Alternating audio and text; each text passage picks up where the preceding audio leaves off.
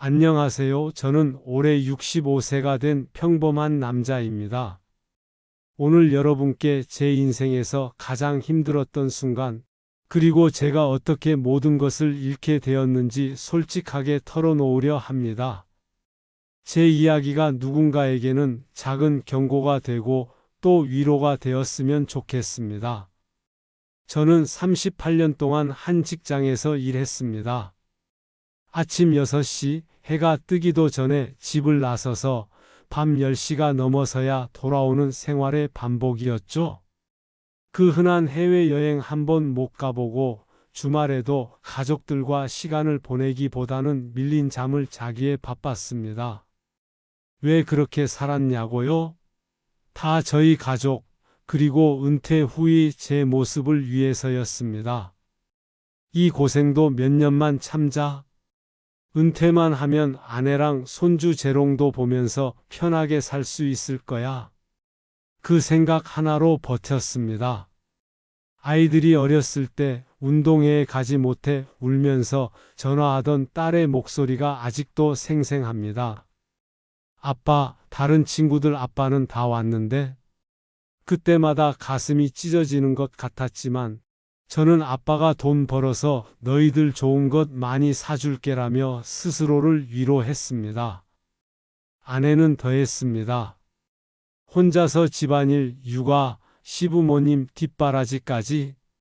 제가 늦게 들어가면 이미 잠든 아내 옆에 조용히 누우며 미안하다고 속으로 중얼거렸습니다. 그런 날이 38년이나 이어졌습니다. 드디어 62세가 되던 해 저는 명예퇴직을 했습니다. 퇴직금, 그동안 붙던 적금, 몇 년 전부터 조금씩 했던 주식 투자금, 그리고 어렵게 마련한 작은 건물 전세금까지 합치니 무려 7억 원이라는 큰 돈이 손에 들어왔습니다. 평생 처음 만져보는 거금이었습니다. 아내와 둘이 밤새 그 돈을 어디에 쓸까 이야기했습니다. 여행도 다니고 손주들 용돈도 넉넉히 주자. 그동안 못해준 것들 다 해주자. 저희에게 그 7억은 단순한 돈이 아니라 38년 고생의 증거이자 앞으로의 행복을 보장해줄 약속이었습니다. 그렇게 꿈에 부풀어 있던 그때 전화 한 통이 걸려왔습니다. 제 고향 친구인 박 씨였습니다. 박 씨는 저와 초등학교부터 함께한 50년 지기 친구입니다. 사업을 한다고 이리저리 바쁘게 살았지만 그래도 한 번씩 연락하며 우정을 이어왔죠. 어려울 때 서로 도움도 주고받았고 가족 경조사에도 빠지지 않던 그런 사이였습니다. 박 씨는 제게 은퇴 축하 인사와 함께 말했습니다. 야, 내 퇴직했다며? 마침 잘 됐다. 요즘 진짜 대박 나는 사업이 있는데 나랑 같이 하자. 처음엔 그냥 웃어넘겼습니다. 아, 그런 거 관심 없어? 이제 편하게 살려고. 하지만 박 씨는 며칠 뒤 제 집으로 직접 찾아왔습니다. 그가 보여준 건 눈이 번쩍 뜨일 만큼 솔깃한 제안이었죠. 지방 소도시에 상가를 지어서 임대 수익을 나누는 부동산 개발 사업인데 수익률이 무려 20%라는 겁니다. 지금 은행 금리가 3%도 안 되는데 이건 확실한 20%야. 내가 언제 너한테 거짓말한 적 있냐? 그는 수십 장의 서류를 펼쳐 보였습니다. 투자자들 명단이라며 제게도 익숙한 지역 유지들 이름이 보였고 시공사 계약서와 함께 시청 허가 도장까지 찍혀 있었습니다. 게다가 박 씨가 운영하는 법인도 실제로 존재했죠. 이 땅값이 앞으로 2년 안에 2배는 오를 거야. 지금 지하철 연장 공사도 확정됐고 대형마트도 들어온다고 해. 내가 이런 정보를 그냥 흘려 듣겠어? 그때 제 머릿속은 복잡했습니다. 한편으로는 이런 좋은 기회를 놓치면 후회하지 않을까? 하는 욕심이 생겼습니다. 다른 한편으로는 혹시나 하는 불안감도 있었죠. 집에 돌아와 아내와 상의했습니다. 아내는 처음부터 반대했습니다. 당신 우리 나이에 무슨 모험을 해? 그냥 은행에 넣어두고 조금씩 써가며 살면 안 될까? 하지만 저는 달랐습니다. 여보, 이게 마지막 기회일지도 몰라. 우리가 더 여유롭게 살 수 있는 기회야. 내가 박 씨를 50년 동안 알고 지냈는데 내 평생 친구가 나를 속이겠어? 그리고 이렇게 완벽한 서류가 가짜일 리 없어. 그렇게 일주일을 고민한 끝에 저는 평생 모은 7억 원을 투자하기로 결정했습니다. 박 씨는 계약서까지 써주며 6개월 뒤 원금과 이자를 돌려주겠다고 굳게 약속했습니다. 그때 그의 눈빛은 정말 진실해 보였습니다. 저는 그때 제 인생이 송두리째 흔들릴 거라는 걸 꿈에도 생각하지 못했습니다. 처음 몇 달은 정말 순조로웠습니다. 박 씨는 매주 공사 현장 사진을 보내주며 일이 아주 잘 진행되고 있다고 말해줬죠. 기초 공사 사진, 철근 작업 사진, 심지어 인부들이 일하는 모습까지. 모든 게 실제로 진행되고 있는 것처럼 보였습니다. 심지어 2달 뒤에는 약속대로 500만 원의 중간 이자까지 제 계좌로 보내줬습니다. 그 돈이 들어온 날 아내는 역시 당신 친구는 믿을만한 애라며 안심했습니다. 저 또한 이 돈이면 앞으로 더 편하게 살 수 있겠구나 하는 생각에 가슴이 벅차올랐습니다. 하지만 모든 것은 거기까지였습니다. 4개월쯤 됐을 때 박 씨의 연락이 점점 뜸해지기 시작했습니다. 이전에는 일주일에 2~3번씩 진척 상황을 알려주던 그가 갑자기 조용해진 겁니다. 처음엔 바쁘나 보다 생각했습니다. 하지만 1주일, 2주일이 지나도 연락이 없었습니다. 아무리 전화를 해도 받지 않고 문자 메시지에 답장도 없었습니다. 박 씨, 공사는 잘 되고 있나요? 박 씨, 연락 좀 주세요.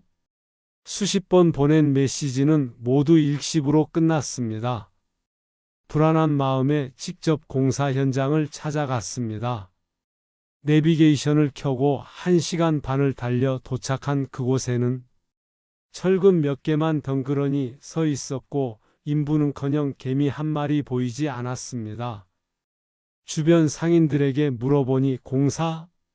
여기 1달 전부터 아무도 안 와요라는 대답만 돌아왔습니다. 그제야 저는 뭔가 크게 잘못됐음을 직감했습니다.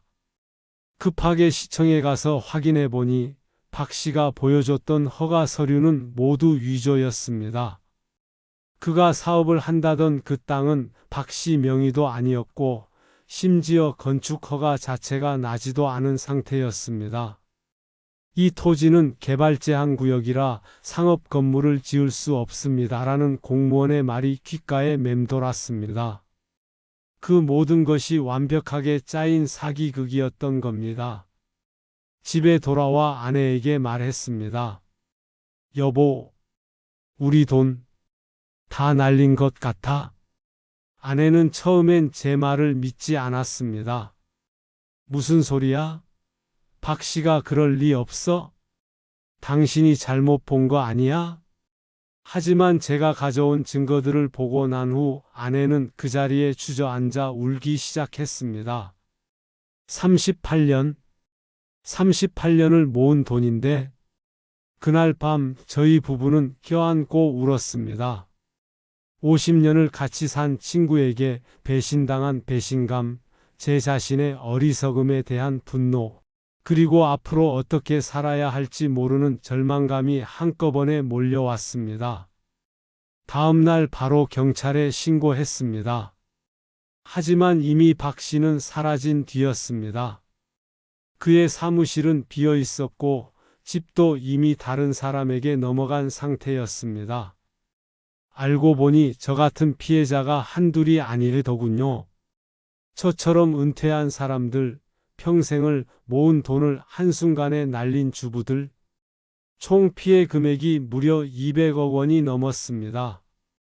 박 씨는 이미 해외로 도망쳤고 인터폴 수배가 내려졌다고 하지만 제 돈을 다시 찾을 수 있을 거라는 희망은 거의 없다는 게 경찰의 말이었습니다.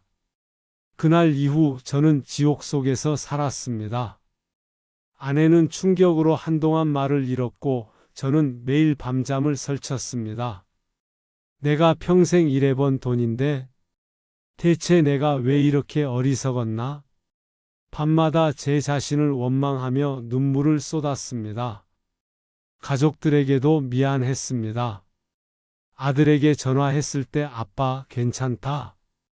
우리가 도와줄게라고 말해주는 따뜻한 목소리가 더욱 마음을 아프게 했습니다. 제가 지켜줘야 할 가족들에게 오히려 걱정을 끼치고 있다는 게 너무 부끄러웠습니다. 이제 저는 65세입니다. 편의점에서 야간 근무를 하며 생활비를 벌고 있습니다. 허리도 아프고 다리도 시큰거립니다. 새벽 2시에 술 취한 손님들을 응대할 때면 내가 왜 이 나이에 하는 생각이 들기도 합니다. 하지만 제가 쓰러질 수는 없습니다. 아직 저에게는 사랑하는 아내와 지켜야 할 가족들이 있으니까요. 여러분, 사람을 믿는 건 좋은 일입니다. 하지만 돈이 걸린 문제 앞에서는 냉정해져야 합니다. 아무리 가까운 친구라도, 아무리 완벽해 보이는 서류라도 반드시 전문가의 도움을 받으세요. 제가 만약 그때 변호사나 공인중개사 아니면 은행 직원이라도 한 명 만나서 상담을 받았다면 이런 일은 일어나지 않았을 겁니다. 수익률이 20%라는 말에 현혹되지 마세요. 은행 이자가 3%인 세상에서 20%는 불가능에 가깝습니다. 높은 수익률에는 반드시 높은 위험이 따릅니다.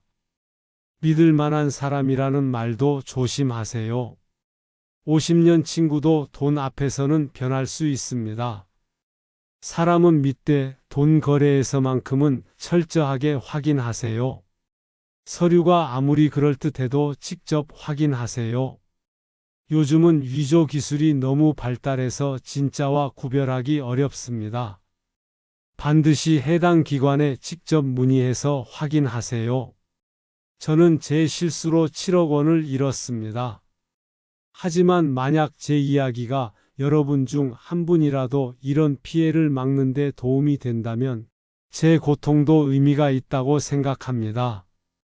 저처럼 한순간의 욕심 때문에 평생을 쌓아온 탑이 무너지지 않기를 바랍니다.